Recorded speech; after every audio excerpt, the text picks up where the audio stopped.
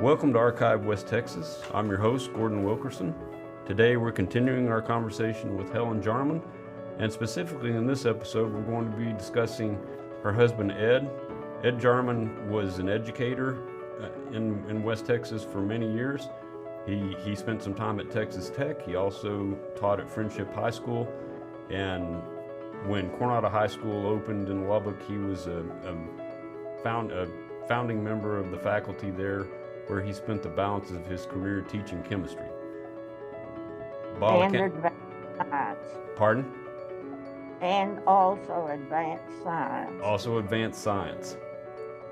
So, in our last segment, you talked a little bit about how you met Ed and how you all got to Lubbock.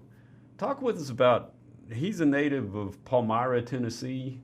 Tell us what you know about his upbringing, his family, and particularly his military service.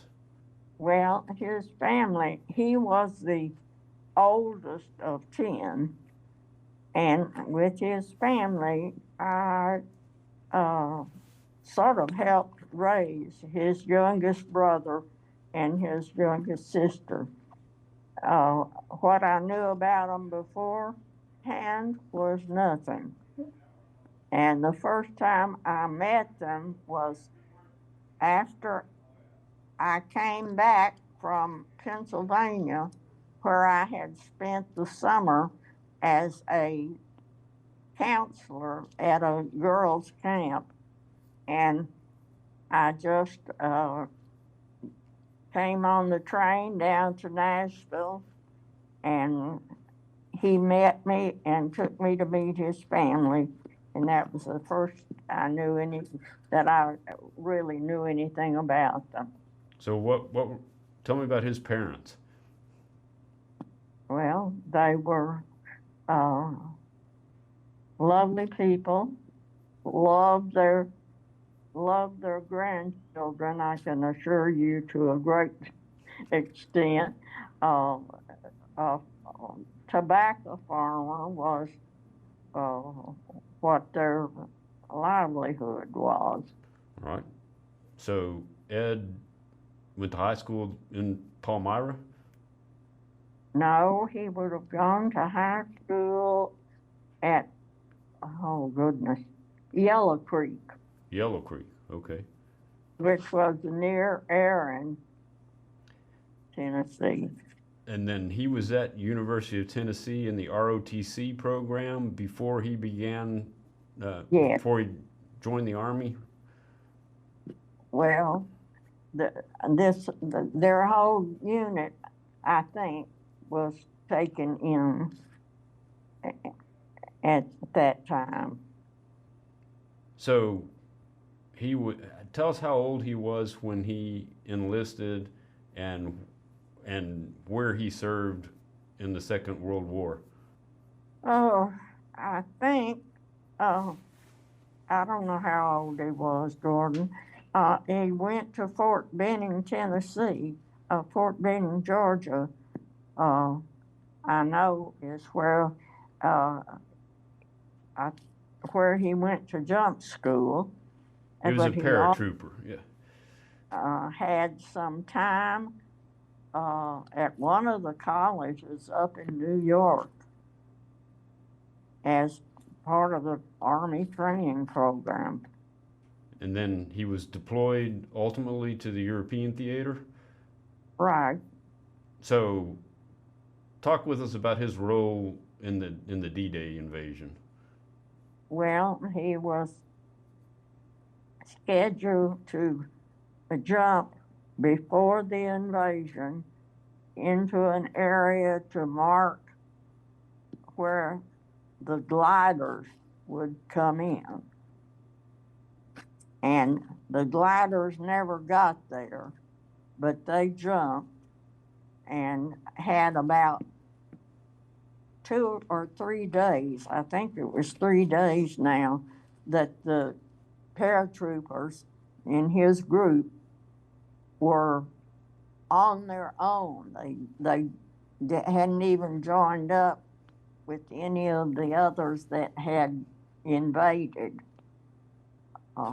for a number of days. And this was in France? Yes. Okay.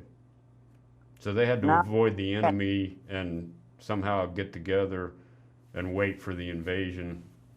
well, no, the invasion was that the morning after he had jumped. Oh, And there were other troops in uh, in the area, but not close to them. And they had no provisions. And one of the stories that he did tell was that there was a cow and there was a strawberry patch. This was in a French peasant's yard, apparently, a strawberry patch, and they picked the strawberries and milked the cow for a couple of days was all they had to eat. he's part of that greatest generation, and his service there was utterly remarkable. So he stayed. Did he go all the way to Paris with the troops? Oh, no, he didn't go to Paris, but he was in the Battle of the Bulge. So following that, he returned home? Well, at the end of the war, he was discharged someplace in Florida. I can't remember where.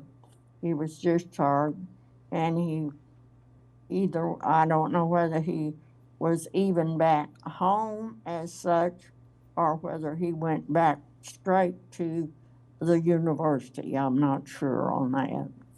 All right. That was before I knew him. We owe him and his fellow soldiers a debt, and certainly miss that perspective and that knowledge and that understanding of the world. Good time for us to take a quick break. We'd like to remind our listeners that if you have a suggestion for a future guest on Archive West Texas, please send us an email at info@classical1057.org. We'll be right back.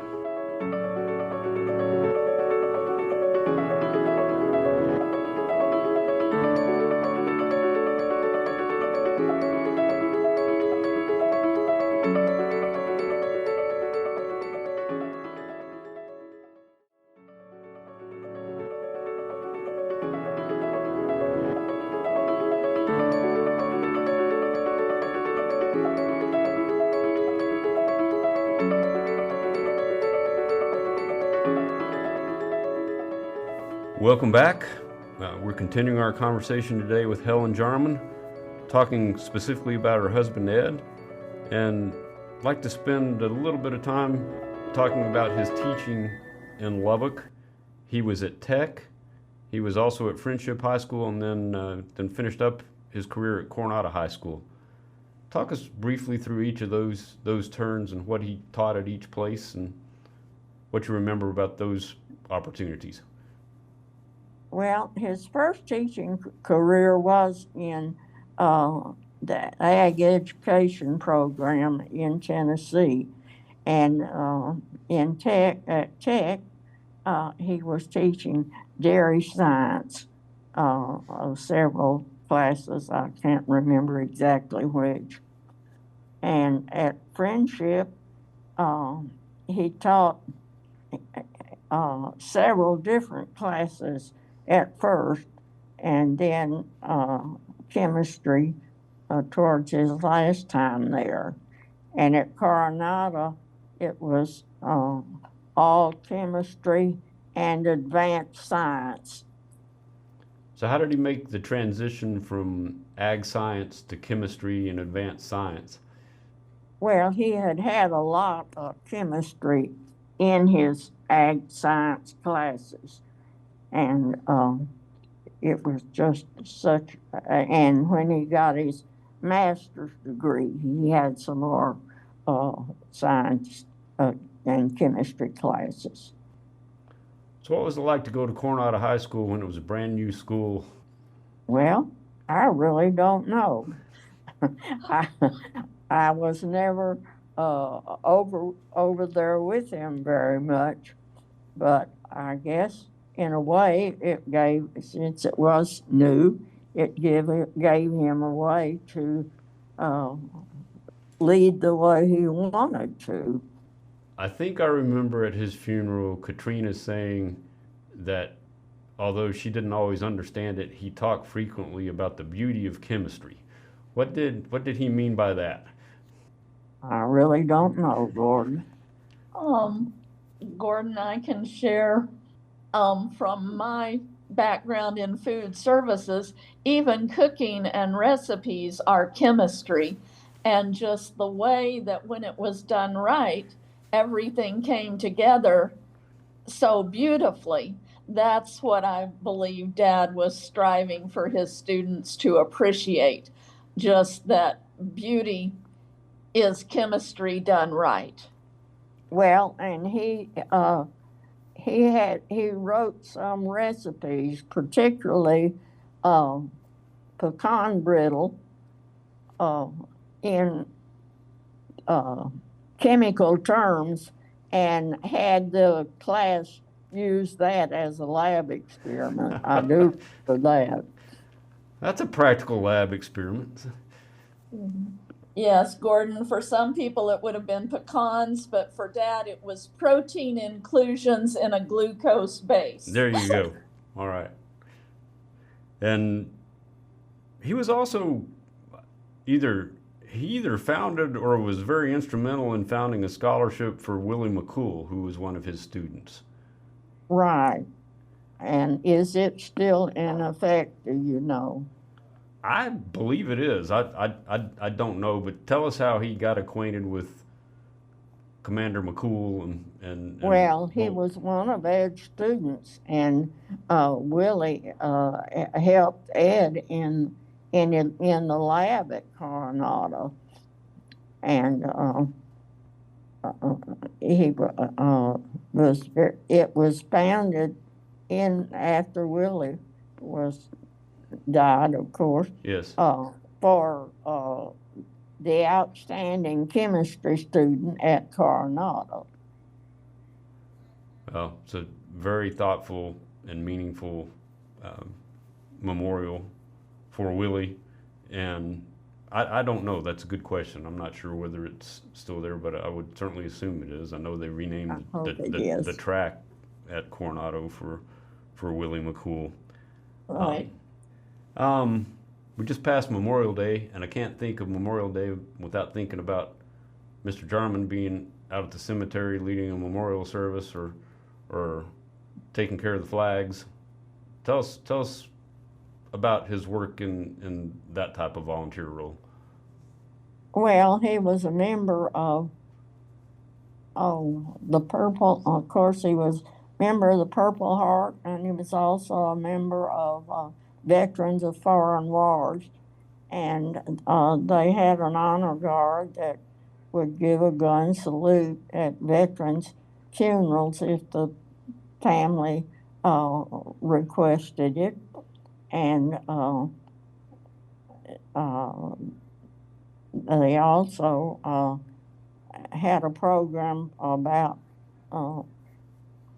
flags that were needing either repair or to be gotten rid of in a proper manner if they were no longer in a condition to be repaired. Did he talk much at all about his time in the Army? I think he talked more about it to his students in his class than any other time. Once in a while he would say something otherwise. If there was somebody else who had served, and they might be talking about it, but not very much.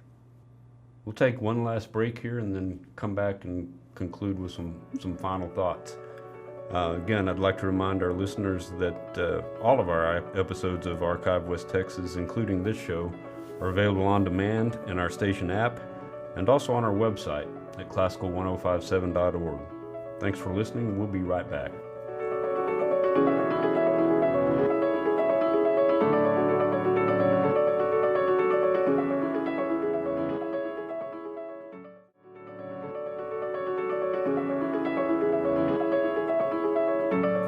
Welcome back to Archive West Texas. We're winding up our conversation with Helen Jarman, talking about her service to the Lubbock community, and also reminiscing about her husband Ed's career as an educator and also as a volunteer in the city. What would you say Ed's philosophy of teaching was?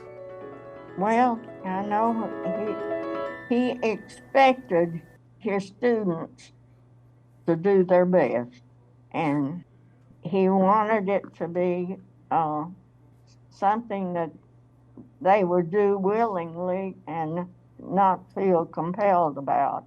And most of his students were like that because chemistry was not a subject they had to take.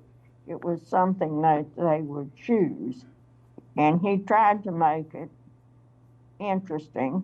And he also was a little bit humorous at times.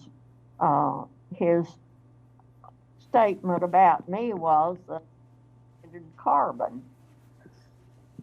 Say that again? That I invented carbon. There we go.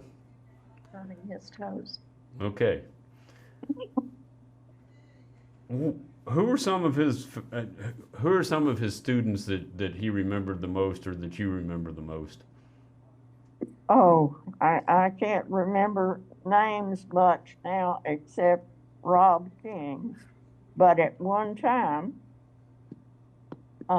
he had a numerous number of doctor students, intern students, and nurses at the hospital. And when he had to go to the hospital, in his humorous way, he told them that it was not a multiple choice. That I can understand that. And I bet they took good care of him. And I don't remember names, but he was just incredibly proud, like Willie, of all of his students that had gone on to be a part of NASA. He was very proud of his students that made science a career. As he should have been. You mentioned Dr. King, Dr. Robert King, a longtime member of the Lubbock community and a student of Ed Jarman's at Coronado. I ran into him one time, and he started telling me about a trip that the four that he and his wife and you and Ed were able to take back to Normandy.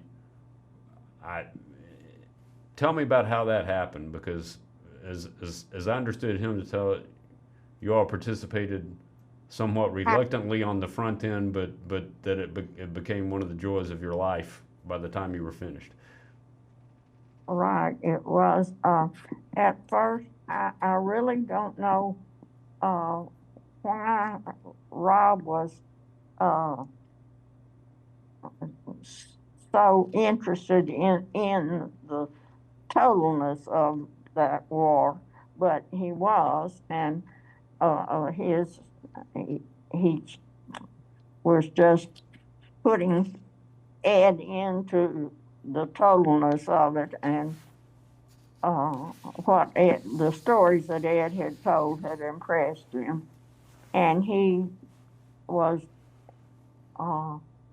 going with a tour of some kind that he was lined up with, and he wanted to take Ed, and Ed would not agree this first time, and he tried to get Ed to agree to go with Katrina, our older daughter, and Ed wouldn't. And then the second time that Rob approached him, several years later, I guess he had mellowed a little more. I don't know. He said, well, he asked me if I would go. And I said, well, of course. And so we decided to go, and it was a wonderful occasion. And it was a little bit, we were about to get scared that Susie wasn't going to be able to go because she didn't have her passport had expired. And because their daughter was working for Mrs. Bush, they were able to expedite Susie's passport, and so we were able to go after all. But it was with a a man that has written a book about the war, and I've forgotten his name. Was a tour, and there were several. I don't know how many people on the tour, and there was two of the people were. The man was the older man was a veteran here in Lubbock, and his son, and then several other people. And it was a bus tour, and we went to a number of the old war cemeteries, as well as to the cemetery that overlooks the cliffs of Normandy. And we went to the area where Ed could see where it was that he landed. And there was about, maybe a half a mile away from a statue that had been erected to the 80th Airborne. What was that experience like for him? For me? Or for Ed? For you too, but it was better than I had ever thought it would be earlier. And he was treated like a rock star. I mean, everybody that would see him and knew that he had been there. And at St. Lo, at St. Lo, there was a lady from England that wanted to take his picture, and there's a museum there that he was glad to look at the pictures that were taken. And I would almost swear that one of the pictures was him, because he had ridden, I don't know, it was a mule or a horse up from where they were fighting to over on the coast to get some ammunition. And there's a picture that looks like him on that mule to me. Might be. Well, I'm so glad you all got to take that trip, and really glad Dr. King made that possible. So Yeah. that's a great story, and that had to have been an incredibly meaningful moment for Ed, and also for the French people, who still feel that debt pretty poignantly. What would you say was Ed's proudest contribution? What was he most proud of? I would say his students that did well, and his daughters that did well. That's a great legacy. Your family, the Jarman family, has a true legacy within the Lubbock community as volunteers, mentors, and also as lifelong learners. Really proud of you taking time today to visit with us. Go ahead. It would please me if you would see if there's anyone still volunteering at the Arboretum, that you might have more talk with them, that you might in the future more talk with more about what's going on at the Arboretum now, if it's still functioning as it did. All right, we'll put that on our list. Okay. Anything else? Helen, thank you for taking time to share your story with us and to talk with us about the Jarman family's influence and many contributions to our community. And congratulations again on your 100th birthday. Wish you many, many more years of health, happiness, and learning. And people ask me what my secret is, and all I can say is, Gordon, that I have been blessed. I have no secret of long life except that the Lord has blessed me. He has, but you've in turn blessed a lot of our community, and we're deeply appreciative of that. I hope. Thanks again for joining us today on Archive West Texas. I'm your host, Gordon Wilkerson. We appreciate you listening, and please join us next time for a future episode of Archive West Texas. Thank you.